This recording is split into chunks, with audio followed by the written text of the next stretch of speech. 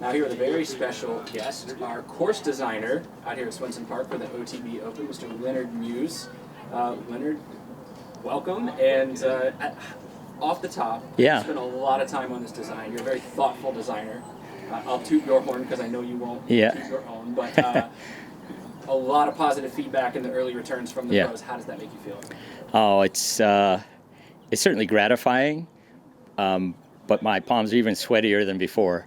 You know, I mean, even leading into this, sort of felt the adrenaline rush that I used to feel as a competitor. It's like, all right, I'm excited, but I'm nervous, but I'm excited, and the positive feedback has been wonderful. But it just gets me even more revved up. It's like I hope it's as good as it seems to be, right? So it's raising my expectations too, because I design and I'm not 100% sure. I'm maybe 80%, 85% sure that I've hit it, right? And so we still need to see how it plays to find out for sure. But yeah, and the guys have been so generous in their praise, and I really appreciate it. So take me back to when you found out when Sean Jack or Sean Mercy first approached you and said, hey, we're moving the venue from Glen Eagles, which is, by the way, another one of your legendary designs in the area. But you have a whole new track, you got to start from scratch. Kind of what went through your mind and how did you sculpt it into what we're going to see this weekend? Well, I mean, first thought was thanks guys for trusting me.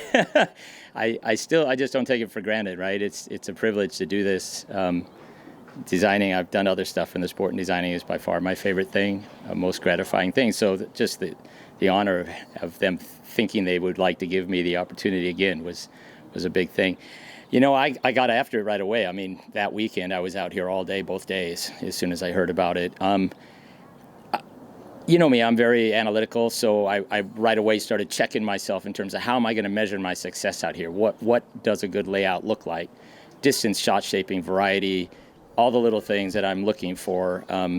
And so, but then I do what designers do. I wandered the track, right? I just went around in circles a bunch of times just to see what I could find.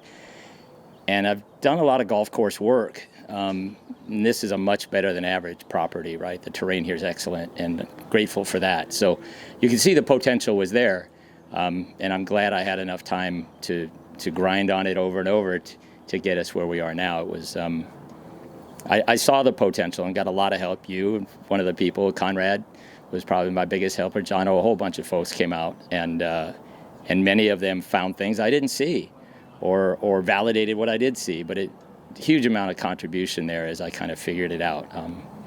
And even a week ago, I was tweaking a couple things. So I've heard from the event staff. Yeah, right. You could probably do a whole master class on this, but in a couple of sentences, how do you design well on a golf course? I mean, you have to know that the public out there, the disc golf fans, they're wary of new disc golf on golf course tracks. Sure. So how do you keep it fresh? How do you do your thing? Well, I mean, Glen Eagles made me conscious of something that's I think pretty difficult, and I'm fairly proud of, frankly, and that is how to find holes that are open and technical, right? Where the disc is in the air a lot, it maybe doesn't seem to be that constrained, but there's something about the elevation change or the wind angle or some nuance to the flight that you actually need to be very particular in your disc selection and the shape you choose. Even though there's all this space out there, right? It's like, oh, you got all this space to work with. And so those elements end up being what I'm looking for a lot. I have to use the wind a lot to make sure that so there's a lot of slightly off headwind shots here, for example, because I know those can be tricky to manage in places where it's not a low ceiling. In order to low ceilings force players to throw hard, but maybe it's not that far. But where places are more open, I'm challenging them to do nose up, maybe sort of into a headwind. How are you going to manage that? So that's the main thing I'm thinking of on golf courses is how to make it open and technical. And wind is I put a lot of effort into wind. I think of things like making the hardest landing area be on the upwind side of the basket, such that you want that tailwind putt. But when you're 280 out and it looks like a basic shot, actually you should be aiming 20 feet behind the basket, and that's the hardest spot to get within what appears to be a fairly open approach. So I work hard to find those things and apply them to the course. Leonard, Chris with Gatekeeper. Yeah. Nice to meet you. I have a couple questions. Sure. Having designed courses, do you notice anything specific or consistent in your type of design that kind of puts like your own little touch on these courses that you've kind of noticed? People tell me, and sometimes I hear, "Oh, this is a real Leonard design," and I'm like, I think that's nice. I'm not sure what you're saying there, but honestly, I tend to just get really technical about what I see, and not conscious of any concepts. And I'm sure they're apparent to somebody who knows the craft of 6 or 7 of my peers, and they're like, "Oh, Hauk does this, and the other designer does that," and there's probably some characteristics that are consistent in my courses. I do see a couple things that I tend to do. I do tend to like flick approach shots. I don't know why that happens a lot, but it does. Especially on par fours, I tend to give that, and maybe that just speaks to me as a player because backhand dominant, but more likely to throw the sidearm for the approach. Other than that, I'm really not conscious of any particular thing. I'm striving for balance, so I look at every property uniquely, and so I'll take a look at what I've produced thus far, and then a lot of my hardest work is like trying to fill gaps. Oh, I don't have one of these. I have too many of those, just to get better balance and variety in the course. And not just from shot making, but from the ebb and flow of the mental game too. Yeah, this part of the course is looking pretty tough, but it's too early maybe to apply that pressure. So there's things like that I'm looking for. I mean, Jamie's one of the people who helped me learn all the dimensions of what it takes to have a good course. It's not just, a single hole in a vacuum. Here's a great shot, but it's the collection of shots and how they play as a group and how they play in a competitive context. Awesome, thank you. Yeah, I'm a lefty backhand, so I like seeing so anything from left to right I like. Yeah, well, there's some shots for you out here for sure, especially the front. If you were out here ripping this weekend, what hole would you want to attack the most? Which one stands out to you? I know they're all beautiful. But. Wow. From a player's perspective, it's hard for me to separate from what I like as a designer. 14 is epic. It's spectacular, but frankly, it's almost had to be there, right? I was coming out here thinking, where can I find a diagonal water carry, even before I got to the property, because I know that's a big play, a par 4 with a diagonal water carry. I tend to get more excited about the holes with nuance. It's like, I find something crafty in a place that wasn't there. And I think maybe MPO 12 stands out for me. Danny Corbett gets credit for that. He and his crew I wasn't happy with what we had there. And he says, "Hey, did you see this?"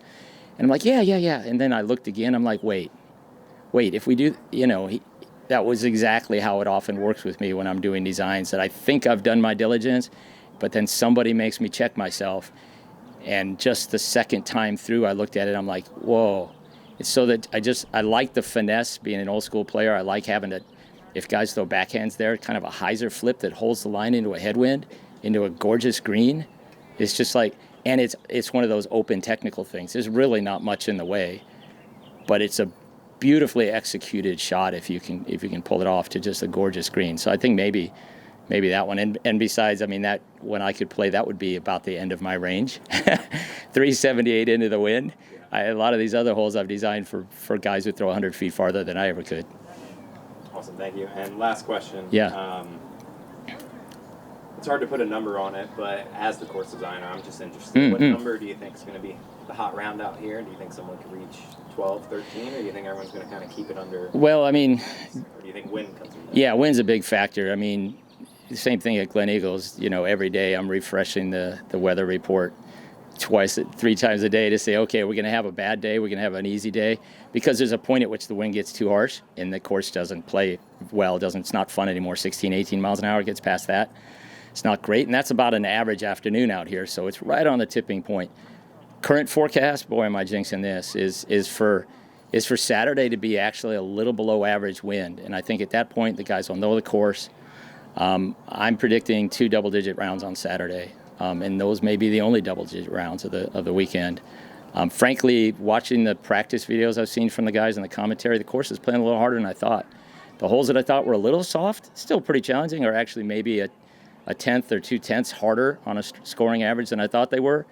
So I came in here thinking, because I really look at the top players, I don't look at just the whole field. I look at the 10-20 and up. I came in here thinking that this was going to go, that 10-20 and up would average 6 down. And then after seeing the practice rounds and watching how the trees filled in maybe more than I thought, now I'm thinking, 10-30 round is probably four under. So, to get to double digits, you're talking 10-70 round. It's no joke. And I think the wind will be favorable on Saturday. So I'm looking at that. And, I'm not predicting a winner's score. I know that's a fun thing to do. Maybe off the record I might. But really, as a designer, I know there's some guy, like last time one of my courses we played, Ricky tore up Glen Eagles, shot 33, right? He blew the field away. You can't predict if it's going to be at first place is going to win by a stroke or by 6, right? And so I'm actually looking at 10th place, because 10th place in a field like this is a strong performance. There's only a couple guys in the field who might be disappointed with that, right? And I'm thinking 10th is probably 18 down, something like that. And that's, they probably played 10-30, 10-35 golf and end up averaging 6 per round. And I think that's about where we stood. And before I seen some of the reports, I was thinking that would be better than 20. But now I'm down around 18 for that. Awesome. Thank you very much.